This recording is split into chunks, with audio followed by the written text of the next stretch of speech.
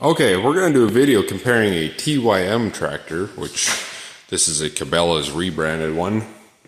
2014, 46 horsepower. 2013, 46 horsepower. First off, this is an abortion of a control to try and use comfortably. I'm not going to comment on the fact that this one's a shuttle shift and this one is a hydrostatic, but this one the controls is a lot tighter in and it runs nice. The auxiliary hydraulics on this one are either on your thumb here, which is very comfortable to run, you just up and down for your hydraulics, or here, these two rocker switches run your rear hydraulics. PTO is a real simple on-off. Throttle, I don't know, it's about the same. 3-position hydrostatic, not going to comment on that because that's not apples to apples. This is a cab tractor, yes. Rear SCV. Let's get up on here. So you're sitting down.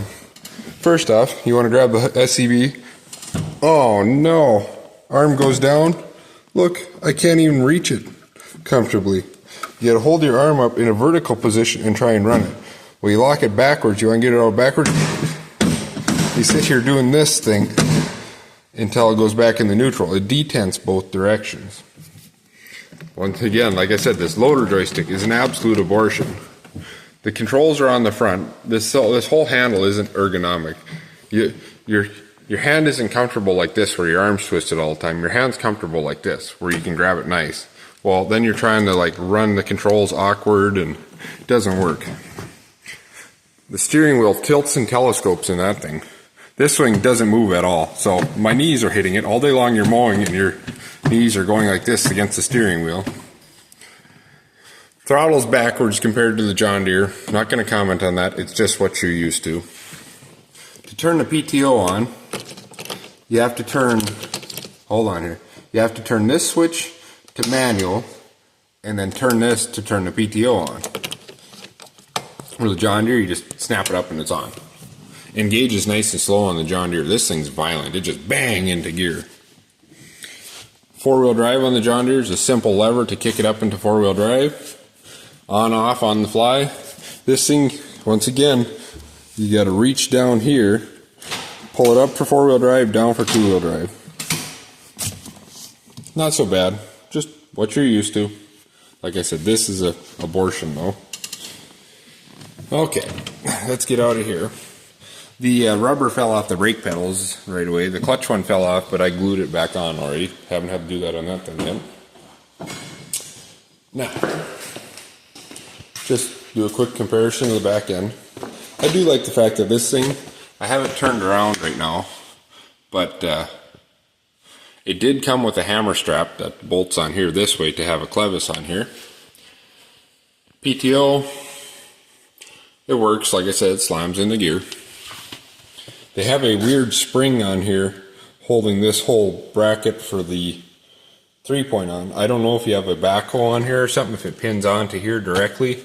I don't know, but why have this on here? It's a bitch to get these pins in and out because they're spring loaded. This link here doesn't hold the top link worth a damn. Okay. Now, let's do a simple thing here. I'm holding the camera with one hand. I have one hand to work with. Let's pretend here. We're mowing. Engine is overheating because the dust screen in front of the radiator is plugged with dirt. All you do, one hand in here, pull it open. One hand here, pop it open, hood's open. I'm going to hold it with my head temporarily. Flip this up, put it up, and you latch the hood in.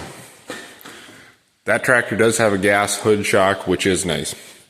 Right here, easy to access the dust screen. You can pull it off, shake it out, stick it back in, hook it again, and you're done. Air filter, coolant, engine oil is down on the side.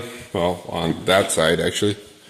Very easy to get to. You want to close it, you take this, you unhook it, you swing it down, it snaps back into its holder here, which I said this is a little bit of an abortion on John Deere's part. This shouldn't have been this way.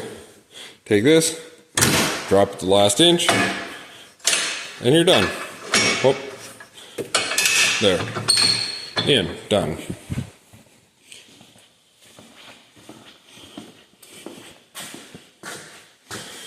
Two rear SCVs, fuel fillers up high.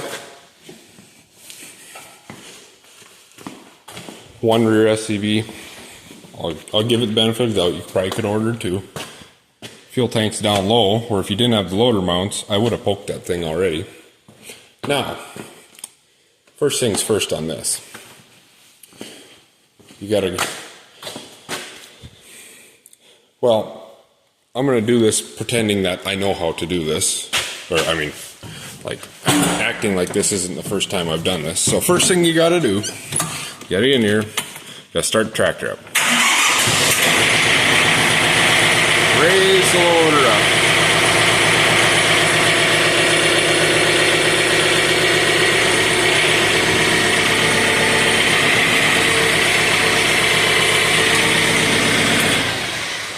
Now, first danger of the day, we have a suspended loader that we have to work underneath that I just bumped the controls on as I was getting off the machine. Mind you, I am getting off the right side. You never get off the right side of a tractor. Pull the pin out. Oh, look, it misses the hole, so it like jams sideways in there. There, got one. Working under a suspended load, which I do not like doing at all. Pull the second pin up.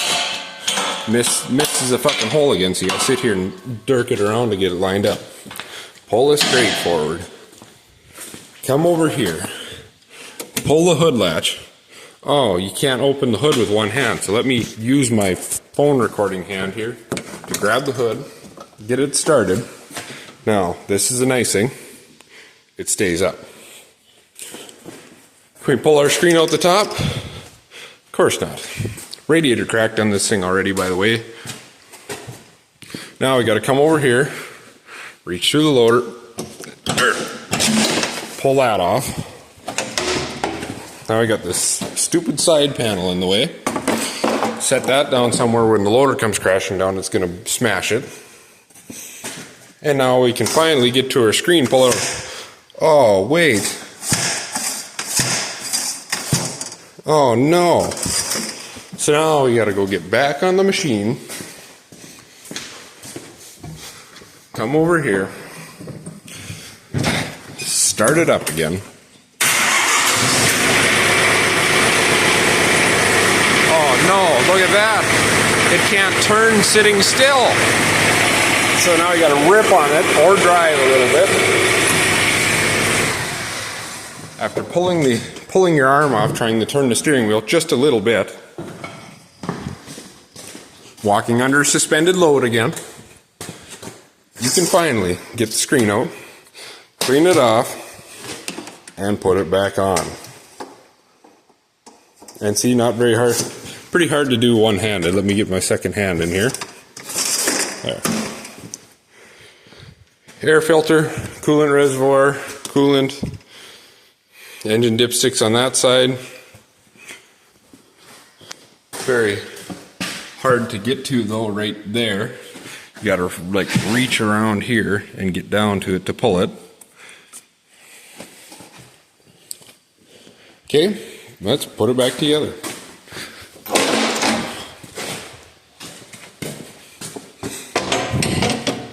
Line the two tabs up. Try and get them lined up. Look up here. Bend the side panel to get it in place. Push it in. Push it in. Working under suspended load again. Oh, look at that. Hood don't fucking latch. Pull the latch back towards you. Now the hood will latch. Shut this in. Snap your two pins in. And you can now put the loader down. Oh. And there. I think most of this video is spent running the loader up and down.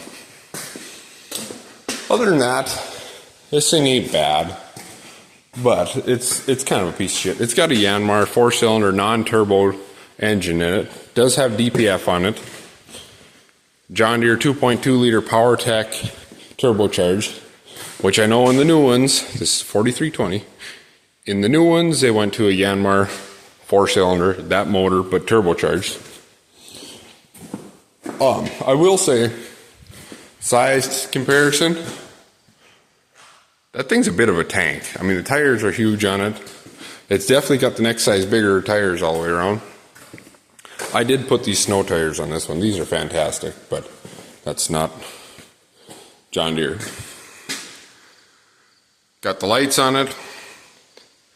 It did come with factory lights all the way around. This thing came with that. Can't mow at night at all with this thing. This thing, light up the sky at night. But, I don't know, it works. The only lights facing forward are blocked by the loader. Doesn't have cab lights, which I have turned sideways. You get in tall grass with that thing, you don't have to slow down at all. 6.5 miles an hour, it cruises right through it. I mean, I'm talking grass like the little bit taller than the height of this deck. So tough cutting. This is 12 feet wide. This thing you got to shift down about 4 gears, and she's bogging hard to get through it. It definitely doesn't have the torque that thing has. I don't know. I do like the like these lower turn signals on it when you don't have the loader on. But when you have the loader on, from the front, the hydraulic hoses are blocking it.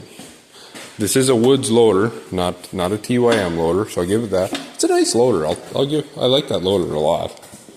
But these quick attach pins are kind of an abortion. They don't really work right there and greasable. The John Deere's are greasable. So, I don't know. Just a slight comparison. Well, let me put it simply. That thing's for sale. If anybody wants it, well, after you watch this video, you're going to buy one of these things. Let's get in here. Mountain Dew bottles and everything. Sit down. Airtight door. I paid less than half for that thing than I did for this thing. I will tell you that.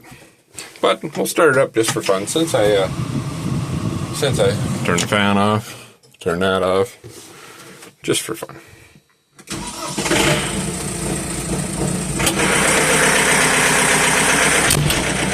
Runs nice. Turn on the auxiliary hydros.